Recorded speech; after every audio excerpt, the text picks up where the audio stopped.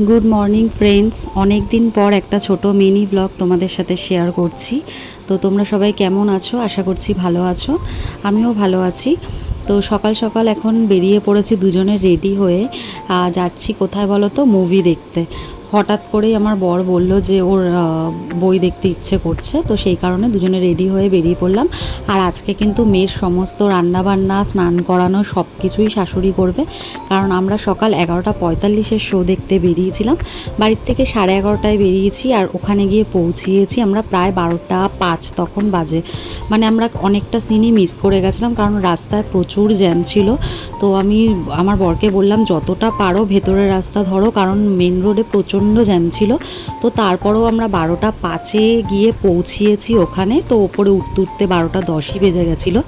তো অনেকটা সিনই আমরা মিস করে গেছিলাম। তো ঠিক আছে, সেটা পরে ফোনে দেখে নেব। তো কী বই দেখতে গেছিলাম বলো তো? জুরাসিক পার্ক রিবার্ড, যেটা নতুন বেরিয়েছে, সেই বইটাই দেখতে গেছিলাম হাইল্যান্ড পার্ক আইনক্সে। তো আমরা এখন ভেতরে ঢুকে গেছি। তো এই আইনক্সে একটু ফাঁকা ফাঁকাই থাকে, তো ফাঁকার মধ্যে দেখতেই ভালো লাগে। অত চেঁচামেচির মধ্যে আমার ভালো লাগে না বই দেখতে। তো বই তো শুরু হয়ে গেছে। তো তোমরা কারা কারা দেখেছো বইটা, তোমাদের কেমন লেগেছে যদি পারো আমাকে জানিও। আমার কিন্তু বইটা বেশ ভালো লেগেছে, কিন্তু এর আগের পার্টটা আমার অতটা ভালো লাগেনি, তবে এটা ভালো লেগেছে।